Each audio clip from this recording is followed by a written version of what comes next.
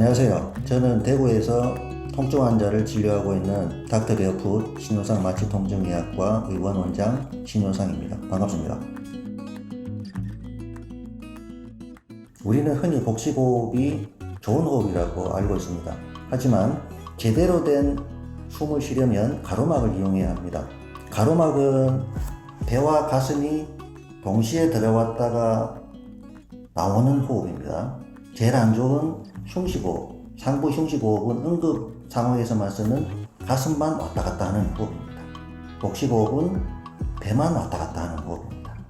우리는 누구도 이 호흡이 평상시에 하는 것이 나쁘다고 얘기를 해준 적이 없습니다. 평상시에는 이 호흡은 나쁜 것입니다.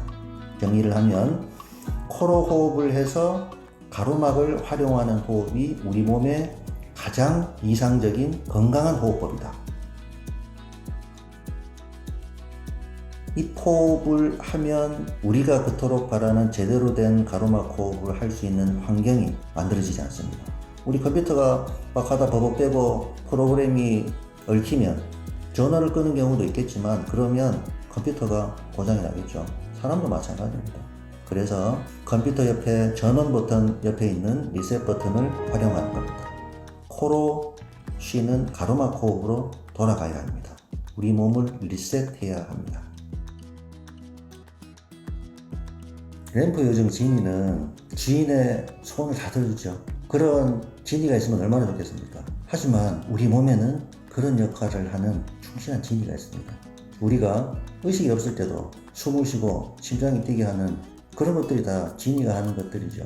하지만 이 지니의 성격을 잘 알아야 합니다. 지니는 주인을 살리는 데만 관심이 있습니다.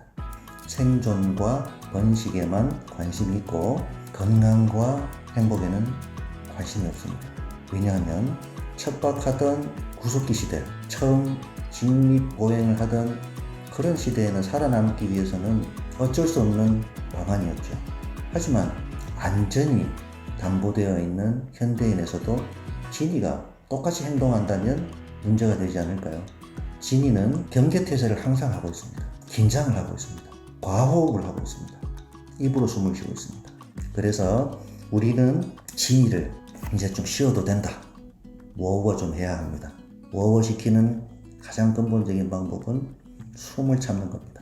숨만 참으면 심장 박동도 느려지고 근육에 들어갔던 힘도 풀리면서 그 안에 있는 혈관이 눌리던 것도 풀립니다. 그러면 당연히 혈액순환이 좋아지겠죠. 답은 거기에 있습니다. 숨을 이용해서 호흡을 조절하면 과항진되어 있는 지니를 조금 쉬게 할 수 있습니다. 이런 자동적인 우리의 몸을 조절하는 모든 시스템, 대뇌에 있는 중추신경계, 말초신경계, 자율신경계, 그리고 그것을 감지하는 여러 가지 각종 수용체들, 센서라고 보시면 될 겁니다. 우리 몸을 안전하게 지켜주는 이런 자동 시스템을 지니라고 비유를 했습니다. 입에 테이프를 붙이고자 하는 것을 강력히 추천드립니다. 의식이 있을 때는 책을 열심히 읽은 독자는 코호흡의 중요성을 알기 때문에 입을 다물고 있습니다. 코호흡을 하기 위해서는 입이 닫혀 있어야 합니다. 건강한 가로막으로 호흡을 할 가능성이 높아집니다. 하지만 잘 때는 어떨까요? 자는 동안 계속 닫아 있는 것이 아니라 벌렸다 닫았다 합니다. 재밌는 사례 하나만 소개하겠습니다. 환자분은 새벽에 목이 말라 깹니다. 입을 벌리고 자는 겁니다. 그런 분에게 제가 간곡히 부탁했습니다. 제발 한 번만 입에 테이프 붙이고 자보시라고. 다음 내원 때 하시는 말씀이 참 신기하네. 아침에 입은 닫혀 있는데 밤새 한 번도 안 깨었네. 여러분도 입 테이프의 마법의 세계로 한번 들어가 보십시오. 통증 환자들은 통증을 없애는 게 급하겠죠.